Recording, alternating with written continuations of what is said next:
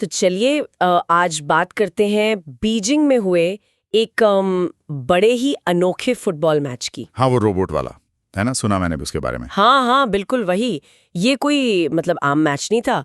ये चीन का पहला fully automated humanoid robot soccer tournament था। अच्छा, फुली ऑटोमेटेड मतलब कोई इंसान कंट्रोल नहीं कर रहा था? नहीं बिल्कुल नहीं। 28 जून 2025 को हुआ ये। और हमारे पास इससे जुड़े कुछ काफी दिलचस्प स्रोत हैं।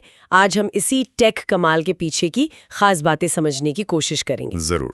सोचिए जरा, मैदान पर हर टीम में 3-3 ह्यूमनॉइड रोबोट्स थे और वो पूरी तरह अपने एआई दिमाग से मतलब खुद ही फैसले लेकर खेल रहे थे। हाँ, ये तो कमाल है।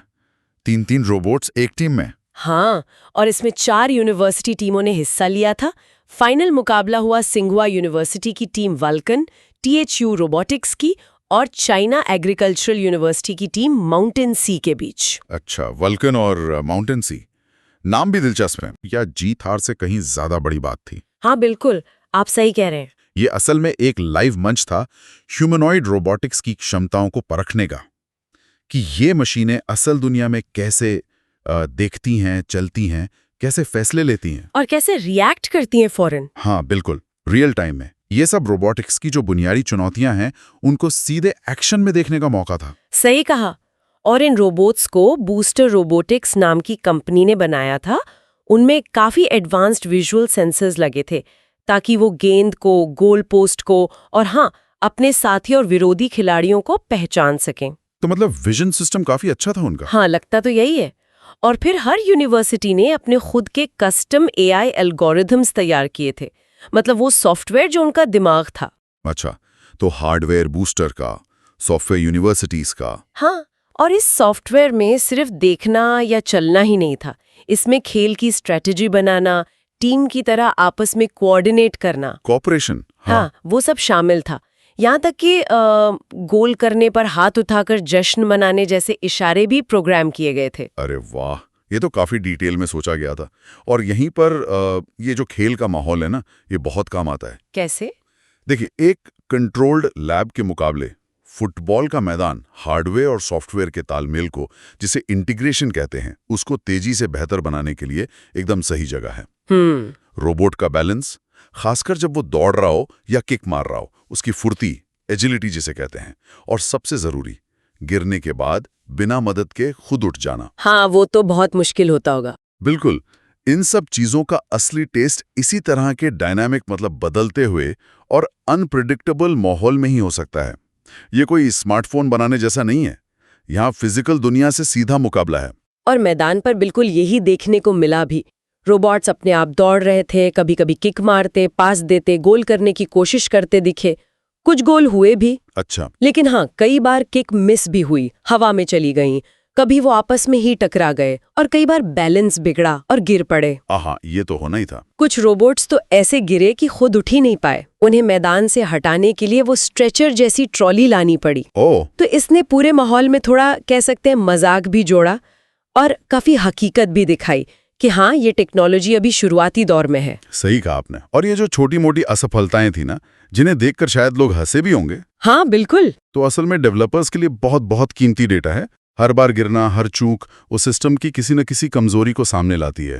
अच्छा। बूस्टर रोबोटिक्स के जो सीईओ हैं, चेंग हाओ, उन्होंने भी इस बात पर जोर दिया कि फिलहाल रोबोट सेफ्टी सबसे बड़ी प्राथमिकता है।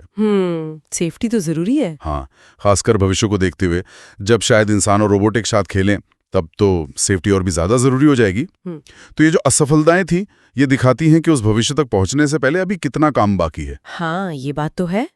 लेकिन एक और कमाल की बात जो सामने आई वो ये थी कि इस रोबोट मैच को लेकर दर्शकों में जो जोश था, वो सुनने में आया है कि चीन की जो नेशनल मेंस फुटबॉल टीम है, उससे भी ज्यादा था। अच्छा। हाँ, ये तो बड़ी दिलचस्प बात है। हाँ। अब ये सवाल उठता है कि क्या ये सिर्फ किसी नई चीज को देखने का कौतूहल था या ये सच में टेक्नोलॉजी के प्रति लोगों के बढ़ते लगाव का संकेत है? शायद दोनों का मिक्सचर हो। ये बात तो पक्की है कि ये चीन का जो ह्यूमनॉइड रोबोटिक्स में बढ़ता हुआ निवेश है और उनकी जो महत्वाकांक्षा है, उसे दिखाता है। हाँ, वो दुनिया को दिखाना चाहते हैं। बिल्कुल। और साथ ही इस तरह के टेक स्पोर्ट्स का इस्तेमाल वो जनता से जुड़ने के लिए, उन्हें टेक्नोलॉजी के करीब लाने के लिए और शायद भविष्य के प्रोडक्ट्स के लिए एक तरह का माहौल बनाने के लिए भी। हाँ बिल्कुल, एक तरह से मार्केट तैयार करने के लिए। लेकिन हाँ, ये मानना पड़ेगा कि अभी ये सब एक कंट्रोल्ड सेटिंग में हो रहा है। असली दुनिया की मुश्किलें तो इससे कहीं ज्यादा है। और ये तो बस शुरुआत थी, जैसा आपने कहा। ये इवेंट असल में अगस्त में 15 से 17 अगस्त 2025 को बीजिंग में ही वर्ल्ड रोबोट कॉन्फ्रेंस होनी है। हाँ, सुना है उसके बारे में। उसी के दौरान होने वाले वर्ल्ड ह्यूमनॉइड रोबोट गेम्स का एक तरह का प्रीव्यू या झलक थी। अच्छा, तो ये एक टीजर था। हाँ, और सुनने में आया है कि उस बड़े इवेंट में रोबोट फुटबॉल के और भी एडवांस्ड वर्जन देखने को मिलेंगे, और शायद कुल 19 अलग-अलग तरह के रोबोटिक एथलेटिक इवेंट्स होंगे। 19 इवेंट्स काफी बड़ा प्लान है, और आयोजकों का जो लंबी अवधि का लक्ष्य है वो सिर्फ रोबोट बनाम रोबोट खेल तक ही सीमित नहीं है। अच्छा, और क्या है? वो धीरे धीरे मानव रोबोट गेम प्ले को भी शामिल करना चाहते हैं। इंसान और रोबोट एक साथ खेलेंगे? हाँ, यही विजन है। मकसद है कि सुरक्षित और सहयोगात्मक, मतलब मिलजुल कर खेलने वाले स्पोर्ट्स इवेंट्स के जरिए टेक्नोलॉजी पर जनता का भरोसा बनाया जाए। हालांकि ये लक्ष्य जितना रोमांचक है उतना ही मुश्किल भी। सेफ्टी और फेयर प्ले, मतलब निष्पक्ष खेल सुनिश्चित करना बहुत बड़ी चुनौती होगी। हाँ, ये तो है। तो कुल मिलाकर देखें तो ये सिर्फ एक रोबोट फुटबॉल मैच से कहीं ज्यादा था। बिल्कुल। ये वाकई एक अहम तकनीकी मील का पत्थर था। इसने आर्टिफिशियल इंटेलिजेंस, रोबोट की चाल यानी मोबिलिटी और स्ट्रैटेजी बनाने की क्षमता के मुश्किल तालमेल को दिखाया, और साथ ही उसकी मौजूदा सीमाओं को भी साफ कर दिया। एकदम सही कहा। ये उस भविष्य की तरफ एक बहुत ही दिलचस्प इशारा करता है जहां रोबोट शायद एक दिन खेल के मैदानों पर हमारे साथ कंधे से कंधा मिलाकर खेल सकते हैं। उम्मीद तो यही है कि सुरक्षित रूप से, समझदारी से, और शायद एक दिन काफी कॉम्पिटिटिव तरीके से भी। पर यहाँ एक विचार सोचने के लिए छोड़ जाते हैं। क्या ये रोबोट खेल कभी स्ट्रैटेजी के मामले में इतने विकसित और पेचीदा हो पाएंगे कि वो इंसानी खेल की गहराई और उसकी जो अनप्रेडिक्टेबिलिटी होती है उसको टक्कर दे सकें?